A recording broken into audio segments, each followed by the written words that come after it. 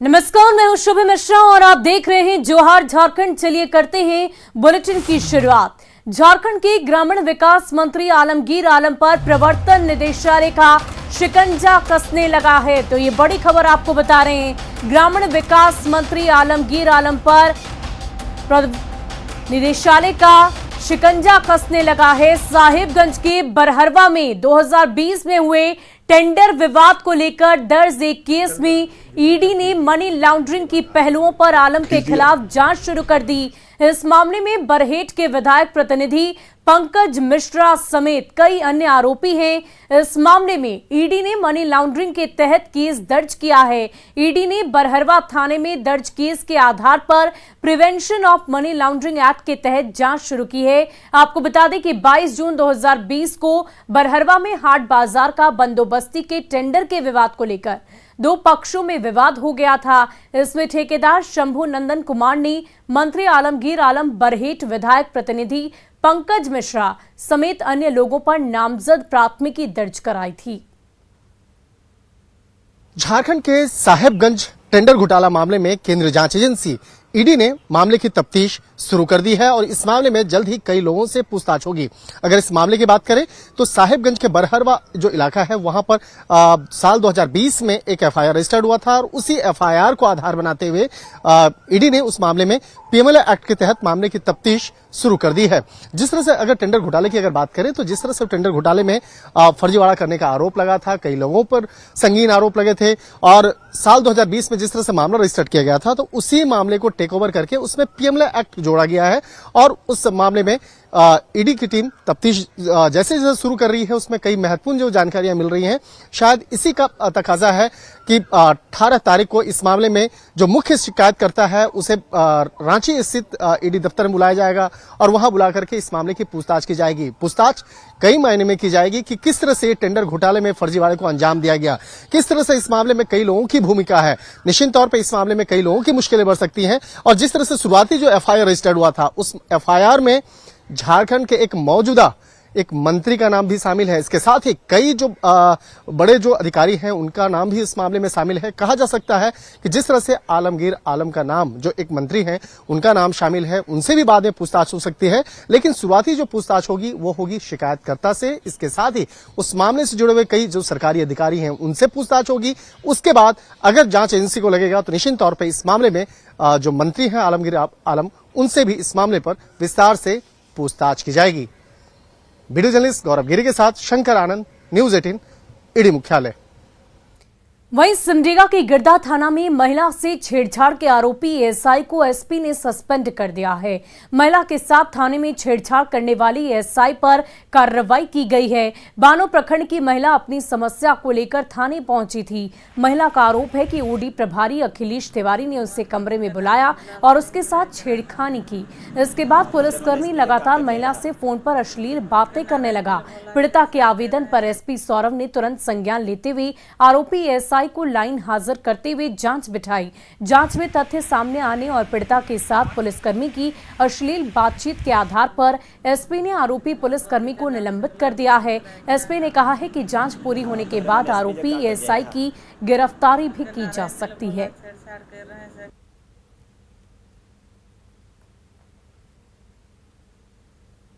भोला छेड़छाड़ कर रहे हैं।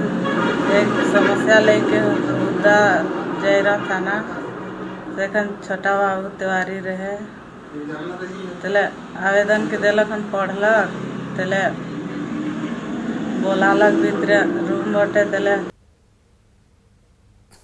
आधार पे कुछ तथ्य जो आए हैं उनके आधार पे हम लोगों ने भी कार्रवाई की है। जो एएसआई हैं उनको तत्काल प्रभाव से निलंबित कल ही कर दिया गया था और बाकी अभी इसमें पूरी जांच जो है एक बार एसडीपीओ हमारे आते हैं तो पूरी जांच हम लोग कराएंगे और भी अगर कुछ भी उसमें लूप होल्स हो गए या जो भी कमी होगी उस सबको हम लोग जांच करके आगे कार्रवाई करेंगे। और पीड़िता के उसमें जो है कि उनका यह भी करना है कि उनको न्याय नहीं मिल रहा है तो जो न्याय जो उनके पुराने वाले केस में है उसको भी हम लोग न्याय दिलाने का पूरा प्रयास करेंगे। वहीं महिला के साथ छेड़छाड़ मामले में पीड़ित महिला के साथ एएसआई अखिलेश तिवारी का मोबाइल में बातचीत का ऑडियो सामने आ गया है। एएसआई ने अभद्रता के साथ महिला से गंदी बातचीत की है। जाना होगा सुबह में हाँ, सुबह में जाना होगा कहाँ? चुनने के लिए महुआ। हम्म, हम तो महुआ चुनने जाते हैं अभी। जाते हैं ना, हम्म, तो हम भी आ सकते हैं। हेलो, हाँ, हम भी आएंगे, आज चुन सकते हैं हम भी। 9 बजे आ जाएंगे चुन के। क्या कुछ भी करेंगे। गाल में बोलो, अभी ये तय कर लो, हमको पता नहीं है। जबरदस्ती नहीं करेंगे। मेरा जान है कि जान ले लेगी हमारे, क्या है बोलो। कि कलेजा के टुकड़ा है। और चलिए बढ़ते हैं अब अगली खबर की ओर। झारखंड में त्रिस्तरीय पंचायत चुनाव प्रक्रिया आज से शुरू हो गई है। सुबह 11 बजे से दोपहर 3 बजे तक नामांकन दाखिल किए जा सकेंगे। पहले चरण के तहत 21 जिलों के 72 प्रखंडों में विभिन्न पदों के लिए चुनाव प्रक्रिया की शुरुआत हो गई।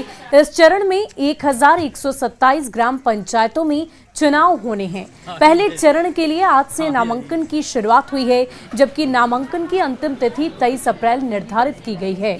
इस चरण में 14 मई को मतदान होने हैं, जबकि 17 मई को मतों की गणना होगी। बता दें कि पहले चरण में कोडरमा, जामताड़ा और खूंटी को छोड़कर शेष 21 जिलों के किसी न किसी प्रखंड की 1127 ग्राम पंचायतों में चुनाव होंगे। वहीं झारखंड में त्रिस्तरीय पंचायत चुनाव के लिए नामांकन पत्र दाखिल किए जाने की शुरुआत हो गई। सुबह 11 बजे से शाम 3 बजे तक नामांकन दाखिल किए जा सकेंगे। इन पदों के लिए 23 अप्रैल तक नामांकन होगा। 14 मई को मतदान की तिथि निर्धारित की गई है। ऐसे में पंचायत चुनाव के मद्देनजर राज्य निर्वाचन आयोग ने सख्त नियम बनाए हैं, जिसकी जानकारी दे रही है रांची से संवाददाता कोमल बहल।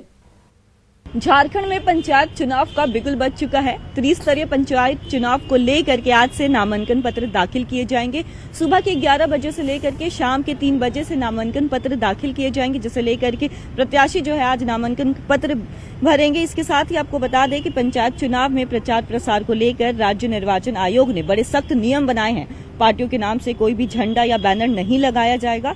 इसके साथ ही राज्य के ग्रामीण क्षेत्रों में धारा 144 भी लागू कर दी गई है। आपको बता दें कि चुनाव से संबंधित किसी भी तरह की गतिविधि के लिए राज्य निर्वाचन आयोग की अनुमति लेना अनिवार्य होगा। इसके साथ ही सड़कों पर धरना प्रदर्शन या मांगों के समर्थन में पूरी तरीके से रोक लगा दी गई है। पंचायत क्षेत्रों में भी बिना अनुमति के कोई भी जुलूस या सभा करने पर पूरी तरह से रोक लगा दी गई है। इसके साथ ही आपको बता दें कि 14 मई से लेकर के 27 मई तक मतगणना होना है और जून के महीने में जो है चुनाव के नतीजे सामने आ जाएंगे। कैमरा पर्सन संत के साथ कोमल बहल, न्यूज़ 18 रांची। और गोड्डा की सुंदर पहाड़ी प्रखंड के मासापाड़ा में लोग बूंद बूंद पानी के लिए तरस रहे हैं। ग्रामीणों ने बताया करीबन 25 से 30 घर वाले इस गांव में मात्र एक कुआं है जो अब सूख चुका है। उन्होंने बताया कि पानी भरने के लिए उन्हें उस वक्त तक इंतजार करना पड़ता है जब तक कुएं में पानी रिस ना जाए। सुबह तकरीबन 3 बजे से पानी भरने के लिए ग्रामीणों की लाइन लग जाती है और बाद में कुएं का पानी सूख जाता है। इधर पीएचईडी के अधिकारी ने कहा कि विभाग प्रयास कर रहा है कि जो नजदीकी पेयजल आपूर्ति योजना है वहां से उस गांव तक पानी पहुंचाया जा सके। बहुत मुश्किल है, बहुत में है। तो ये तो पानी तो सूख गया है, नहीं एकदम बहुत जंजड़ी है, पानी है, गंदा है। ठंडा है। अच्छा, तो जब पानी निकालते हैं तो गंदा भी होता होगा। नहीं, गंदा नहीं है पानी? हाँ, नहीं तो सूखने भी लग गया कुआं। उसमें सूखने लगा तो कैसे? सूखने लगे। उतने से पानी से कीजिएगा। हाँ, पहाड़ी क्षेत्र में गर्मी के मौसम में थोड़ा वाटर लेवल डाउन हो जा रही है, लेकिन हम लोग का प्रयास ये रहता है कि जहाँ से भी हो सके वहाँ टैंकर के माध्यम से या फिर जो जलापूर्ति योजना चालू है वहाँ से हम लोग वहाँ पेयजल उपलब्ध कराएं। और वाटर लेवल डाउन होने के केस में फिर से हम लोग उसको जहाँ पर हमारे संचालित योजना है वहाँ से हम लोग पानी ट्रांसफ़र करने का उपाय करेंगे, क्योंकि पानी वहाँ पर अगर नहीं है तो फिर हम लोग को तो किसी तरह से लोगों को पानी पेयजल उपलब्ध कराना है। और गिरिडीह में सरिया प्रखंड के 6 गांवों में हाथियों ने जमकर उत्पात मचाया। झरहा, ललुकड़ी समेत कई गांवों में करीब 5 एकड़ से अधिक भूमि पर लगी फसल को हाथियों ने बुरी तरह क्षतिग्रस्त कर दिया और इतना ही नहीं, कंपाउंड की दीवार को भी नष्ट कर दिया। नष्ट किए गए फसलों में तरबूज, कश्मीरी मिर्च, झींगा, भिंडी, खीरा जैसी फल और सब्जियां शामिल हैं।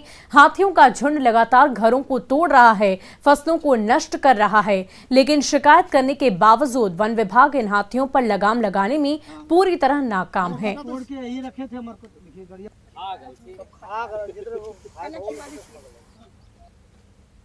हम लोग 2 बजे हल्ला किए गांव वाले ने रात में, तो उठ के आए हम लोग सब। तो आने के बाद में हाथी 22 से 25 हाथी प्लांट में मेरा घुसे हुए थे। साग सब्जी लगा हुआ है, पूरा का पूरा कुचल ही रहे थे। हम लोग भगाने की कोशिश किए मगर नहीं भगा पाए। नहीं भगाने के कारण हम लोग के पीछे दौड़े, जान बचा के किसी तरह हम लोग भागे। के पदाधिकारी जो हैं कहीं ना कहीं इनकी घोर लापरवाही होती है कि ये करते क्या है कि अपने सीमा क्षेत्र से दूसरे प्रखंड क्षेत्र में कर देने के बाद वो जाकर के सो जाते हैं। इसका कोई परमानेंट सॉल्यूशन आज तक नहीं निकाल पाए। 6 वर्षों से हमको लगता है कि लगभग 10 लोगों की जान गई। इस तरह के फसल का कितना नुकसान हुआ है, इस पर सरकार के द्वारा और वन विभाग के पदाधिकारियों के द्वारा एक बेहतर विकल्प तलाशा जाए। हाथियों के प्रकोप से ग्रामीणों को परमानेंट सुरक्षा देने की बात की जाए। वहीं बोकारो में सेक्टर 4 के सिटी सेंटर में बर्गर की दुकान से खरीदे गए पेय पदार्थ में शीशा होने का आरोप लगा है। इसकी जानकारी फूड सेफ्टी विभाग को दी गई, जिसके बाद विभाग के अधिकारी ने दुकान में पहुंचकर जांच की। साथ ही पेय पदार्थ की बोतल को सील कर जांच के लिए कोलकाता फूड लैब भेज दिया।